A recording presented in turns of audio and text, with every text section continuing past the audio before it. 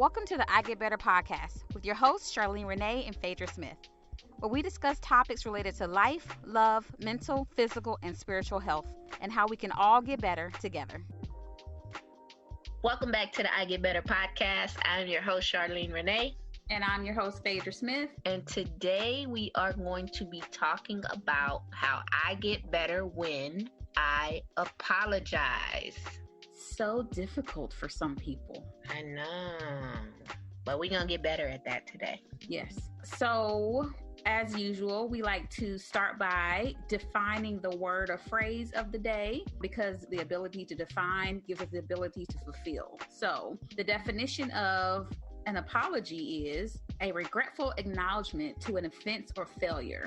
I like to tack on to that would be, I think about the religious way that we think of apologizing is the word we use, repent.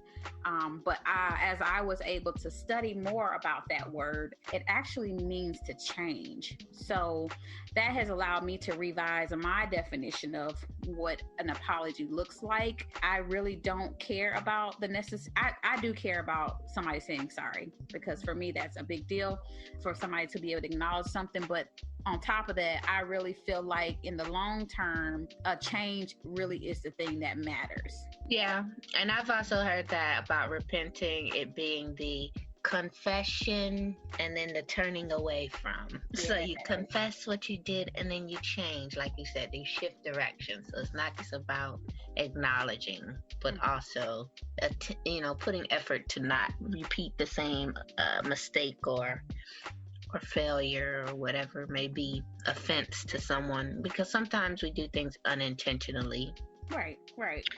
And so we just apologize for those things, and then we don't. Yes. We try not to do it again. But sometimes we repeat mistakes. We're all human. So it doesn't necessarily automatically going to bring forth change, but at least it's a step in the right direction. Well, but also just to tack on to that, there is a difference between a mistake and a bad habit. So, which we will get into that a little bit later when we talk about ways to overcome maybe issues with apologizing. But let's talk about why it's so important. Why is this topic, why is apologizing important to you, Charlene? Well, in any relationship, it's important to be able to recognize and acknowledge when you have made a mistake. So you're not going to be able to be in a relationship with anyone and never, at least a long-term close relationship, whether it's a partner, a spouse, or a dating relationship, or even just family, friends, co-workers, where you aren't going to make some sort of mistake. But apologizing is the first step and gives you the awareness that you've done something that you aren't proud of, and you really want to make amends and you want to be better. And so you are able to acknowledge that, which is difficult to do for some people, myself included, and give you that catalyst for change. So I think it's very important to the health of a relationship if you're able to apologize when you're wrong. Right. And that takes us into the consequences of not being able to apologize. And a couple of things one of the things that I wrote down was that some of us have just a negative core belief about what apologizing means. And we can tend to get this from our childhood. And I talk a lot about our family of origin and how that plays a big role in how we are today. But we really do adapt like definitions and roles and behaviors based off of what we grew up seeing in our childhood. So even if mom and dad didn't teach you to not apologize by saying you never apologize, but they could have taught you by you never seeing them apologize. And so they modeled poor behavior. They didn't really, you saw the fight, but you never saw the makeup. You know what I'm saying? So that's another way that we learn, negative beliefs, and we learn negative definitions that we run our lives by. So if I apologize, I'm weak. That's something that we could have picked up along the way in our childhood. I also think some of the consequences of failing to apologize is that it can cause a lot of damage to a relationship. So you may end up burning some bridges with people, not being able to continue in relationship with people because you are just holding on to this belief. People may lose a level of trust in you because they don't believe that you will take responsibility for your behaviors nor make an effort to change because you refuse to apologize. And it also ends up prolonging the anger. Now, this isn't the person who did the offense's responsibility necessarily to be responsible for how long someone stays angry, but it most certainly does not help them be able to release the anger when you do not acknowledge the mistake that you made by apologizing. You may acknowledge it and still not apologize because some people are very clever in that way where they will acknowledge the mistake but they will not apologize for it. And so it does make a big difference when you're trying to correct or repair a wrong. It may not immediately, alleviate that anger or that feeling that the other person has about the situation. And sometimes people aren't angry and they still want you. They still respect the fact that you apologize for something. But when you aren't able to do that, you really will end up in the long run seeing damage to your interpersonal relationships. Right. No, I agree with that. And I like to add that damage might not look like we don't talk anymore or we broke up. The damage might look like, wow, something has shifted in my relationship with this person. It looks like we're not as close as we used to, and I'm not sure what changed. But at times, a lot of people will start to put up, boundaries because they realize that it is somewhat dangerous or they have to be cautious in the relationship with you, like a person and so your relationship tends to be a little less authentic or a little less, your bond doesn't seem to be as close as it used to be. So things change. And so I think ultimately you end up really hurting yourself because you don't have those relationships that really are as close as you want them to be. So ultimately you really do lose out in some of your goals that maybe you set for yourself, which is maybe to have close relationships with your family or friends, or to be able to have that with a person. Did you mention maybe possibly burning bridges with your career goals, Charlene? No, I didn't, but that certainly can be an issue. If you are causing trouble and making mistakes and unapologetic about it, and you may find yourself in a position where you'll be a difficult hire, you'll be a difficult person to get a good reference when you need to move on to another position. So even in the workplace, it's important to be able to admit when you're wrong and apologize and take responsibility. For sure. That's a good point. I think ultimately we really crave, as human beings, we crave stability and safety. And so I think that it's important to be able to acknowledge that you play a huge role in creating that for yourself. And so if you cannot maintain stable relationships by apologizing, for example, or acknowledging things and changing, then you are also responsible for you having to move from job to job or relationship to relationship or whatever. So those are a few consequences. Did you have anything to add on that? No, I think we covered them. I think we can start talking about what are those barriers. So what are those things that prevent us from being able to apologize regularly, readily, without a struggle. Yeah. So one of the things, the biggest things, is pride. Yes. Having that pride that just will not allow you to admit when you're wrong. They say that pride goes before the fall or before destruction. And I definitely believe that to be true. For sure. Well, I mentioned earlier that the negative beliefs, and I meant to put that here, but that's also a barrier, is having that negative belief or those things that run through your mind that you were taught during childhood about what apology looks like or feels like, or what does it say about me if I have to apologize, So getting a new, really trying to figure out what's going on in my head, what's stopping me from apologizing. I think that is a huge thing. So another barrier is that negative belief, childhood stuff. Yeah.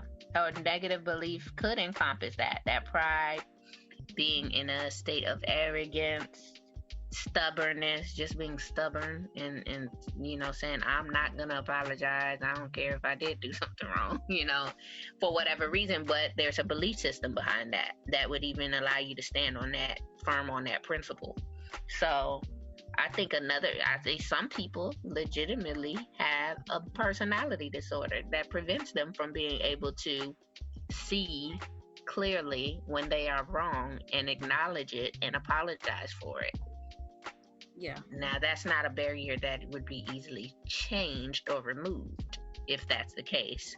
But being aware of it is a start. If you know, okay, I have this issue that prevents me from being able to do this, then I'm just going to have to work that much more harder. Yeah.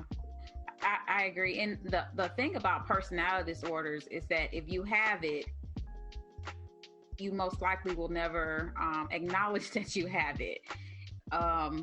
So we will go into that and we talk about ways to get better, because then you probably will need a third party that you trust to help you get to that point. But you mentioned something earlier, Charlene, like a little quote that you came up with about if you're finding yourself losing relationships or something like that. Yeah, let's just jump in, because I think we're going to talk about that when we talk about getting better, how to get better. But we can, because I think we touched on what little barriers are. So what are some things you can do to get better at apologizing? So one of the things is and you kind of touched on it, is to get in a place of self-reflection. So when you do that, you need to look in the mirror. You need to ask yourself, if I keep losing these relationships, if I burn these many bridges, nobody seems to stick around, I don't understand why, then, maybe you are the problem. Maybe it's you. The issue is you, right? And so you need to find out, why is it that I can't maintain these healthy relationships? Why are people turning their backs on me? And if you're finding that it's happening to you a lot, it's not always going to be that it's everybody else who's against you. Maybe you just don't know how to apologize. Maybe you haven't been acknowledging mistakes to other people, and eventually people just don't want to put up with that. And so they distance themselves from you. Yeah. So one of the things you want to do to get better is get better at self-reflection and thinking about, okay, what can I do differently? What haven't I been doing in my relationships with people? Maybe I need to let go of this pride and stubbornness and change these beliefs and shift to a different perspective. So another thing would be to get, like you said, an accountability partner. So you want to explain a little bit more about what an accountability partner is? I think honestly, an accountability partner can be anything from a trusted mentor, a pastor that you trust and you feel like you could have a good relationship with, or to a friend, or to a family member that's going to tell you the truth no matter what. I think that that's really important, to have people in your life that you can laugh and kiki with, but also they're gonna say, nah, bro, that wasn't cool, or you probably need to apologize because you that was kind of suspect what you did, so you wrong for that. You're wrong for that. Yeah. Like you don't even necessarily have to make it real serious, but like, somebody know you damn wrong. Yeah, I agree. So I think having that type of person in your life is going to be helpful to help you. I think those types of relationship, and I'll go ahead and put it in there, a therapist for some people is that person. But people like that, having somebody like that, they serve as like a mirror. So you're able to really see yourself and see some of your behaviors, and they're able to say, you know what, I don't know if you paid attention to this, but you've gone through like 5 relationships and they've all ended because you said that they betrayed you. Something sounds suspicious, so really, like, they really help us to self-explore and examine, especially if we have an issue with being able to really see internally ourselves. we have those relationships in our life and if you don't have that, that might be another issue. Again, why don't you have at least one person in your circle that you can trust? And what do you need to do to get that support? Because that's also imperative in you becoming the person that you want to be. Yeah, Go ahead. Yeah. Well, I was going to say, let's talk about how to apologize. Yes. So the different types of apologies and what you can do, because it's not all just about saying I'm sorry, right, or the actual words of I apologize, because that doesn't always work. No. I know when me and my husband first got married, in the first few years of our marriage, that was difficult because first of all, he would not apologize with his words. And then, because he was just the type that, he just wanted to move on. And I'm like, nah, we're not going to be able to move past this until I hear an acknowledgement. And that was a big deal for me. So for me, that was a big deal. And then I didn't know what I needed also. So he started bringing flowers and stuff. And then I was like, don't bring me no more flowers. Like, I'm sick of this. Like, I started getting on the repent side. Okay. Like, let's start repenting now. I need you to acknowledge, but then also make a change. So. Right. And I think that's so cliche, right? Every show, every movie, every TV show has always had, oh, if a guy's bringing flowers, what did he do wrong? Yeah. What did he do wrong? Like, I don't know who invented that idea of I need to apologize with flowers and every woman wants flowers and all that nonsense. But don't bring me no more Publix $12.99 bouquets. Not more, mo. Don't bring me no mo. I don't want it. Okay. So I know you've heard of the 5 love languages, but there's also there are 5 apology languages.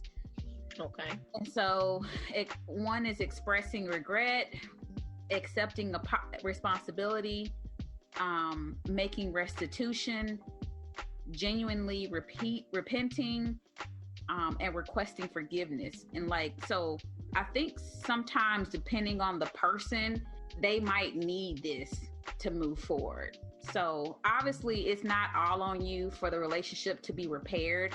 There's another party involved that has to be willing to make the repair. But I think the apology and the way in which you apologize is a part of the repair. And so I think that that's also very important. And when we talk about repairs, are you willing to make repairs in your relationship? Because I think that also that's a big deal, and why some people don't apologize, because some people are so used to just cutting people off at the first, whatever problem, that they are just not willing to make repairs or be the responsible party for being an assistant in the repairs. And so because then that goes both ways when you're saying being willing to repair a relationship, because it not only is the apology gives you the opportunity to extend a branch for repairs, but it also gives the other person the opportunity to practice the art of forgiveness.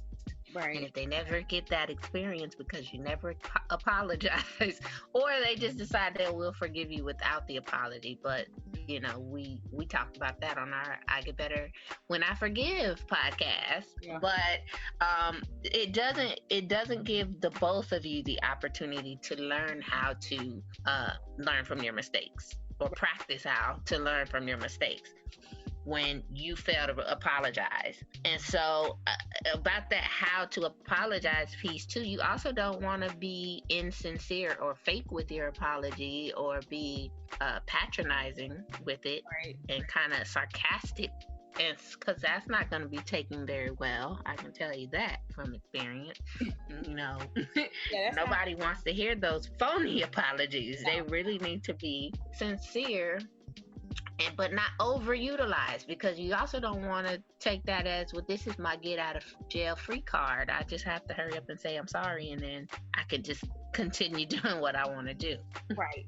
No, I agree. If you so if you look at the 5lovelanguages.com, you can take a little quiz on your love language, but also you can take a quiz on your apology language.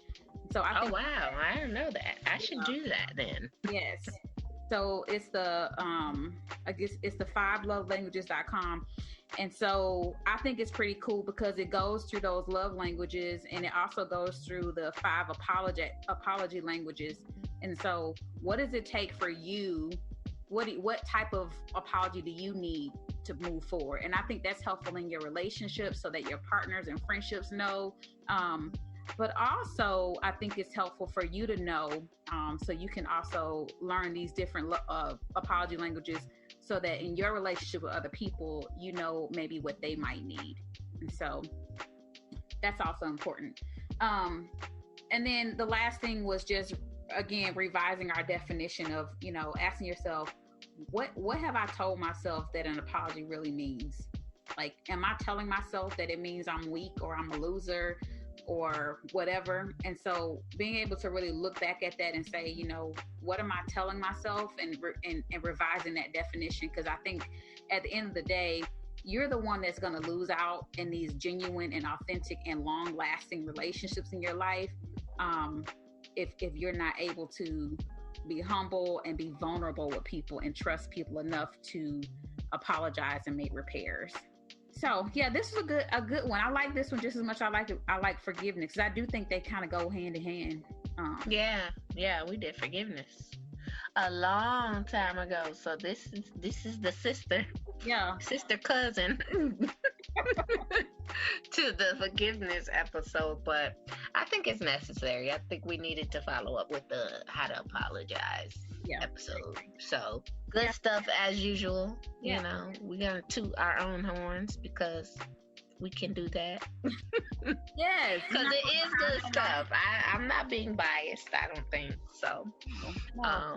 But yeah, we want to get better at apologizing, of course, and forgiveness. So after you listen to this episode, go back and listen to the forgiveness episode, because people should start apologizing more. So now you'll be ready to forgive them when they do. Yes, and take the quiz. I'm gonna take it also. I'm gonna take it, yes, and then we can post what our results are. Yes. Okay, so that's our time for today. Remember to rate, review, and subscribe. Share, comment. We want your feedback. We want to hear from you. We want to engage with you. We keep on emphasizing this. So let us know what you want to hear, what you want to talk about. Inbox us. Yes. So if you follow us on Facebook and Instagram, you can direct message us. You can get our contact information off of there, and certainly engage with us on our pages and ask questions and things like that, about topics and things like that you want to hear. So until next time, let's keep getting better so we can do better in order to be better.